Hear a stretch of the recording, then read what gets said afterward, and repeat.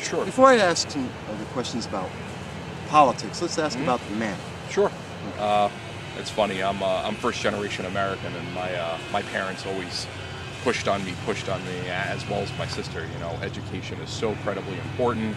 It's what frees you. It's what moves you in a direction that can really allow you to set your life up for success. So I think it's very important, and the idea of being a lifelong learner is also something very important to me. So it's a great opportunity. Your degrees actually fall in line with politics a lot. Very much, yeah. Political economics, public policy, business, finance, sure. I consider myself very lucky. I teach at a community college. I get to work every single day with students who are from Broome County, and really trying to hopefully shape their minds, increase their knowledge about markets, how the economy moves, how these big ideas like Social Security and taxation affect their lives on a really personal and individual level. But on the same token, I also do believe personally that the level of government that affects you the most is the closest. And for us, that would obviously be city government, the mayor's office, city council, things of that nature. From that educator's point of view, Sure. that connection with individuals, does that play into the politics and in the role that you're looking to see as city council? Yeah, it definitely does. I think one important factor that I've noticed in talking to the tons of voters that I already have over the last couple of weeks, I think a lot of people in the city of Binghamton feel disassociated and disattached. They feel, for whatever reason, that things are slow moving, and because of that, it makes it incredibly difficult to stay impassioned about what's going on in your home, your neighborhood, your streets, your community.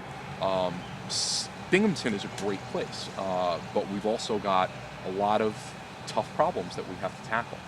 We know what they all are. That if you are a homeowner in the city of Binghamton, your property taxes have doubled in the last 12 years.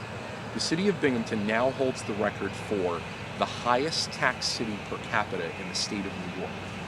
So when you look at what you're paying versus those basic city services that you expect, roads being taken care of, and so potholes, so on and so on and so forth, people understandably are going to get aggravated, and that's one of the major reasons why it motivated me to seek city council office.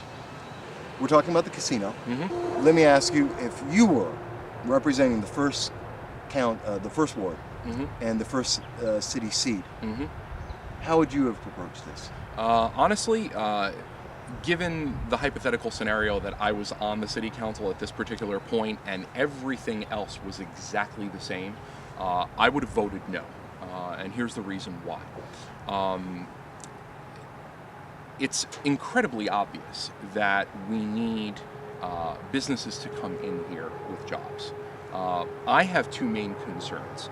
The first one is, while a casino can potentially bring in a number of full-time jobs, which in and of itself is a great thing, how many people in the city of Binghamton is that going to employ? I really, really wonder that, number one. And number two, with no preliminary agreement shown to the council in terms of how much actual tax revenue is going to be kept here in Binghamton.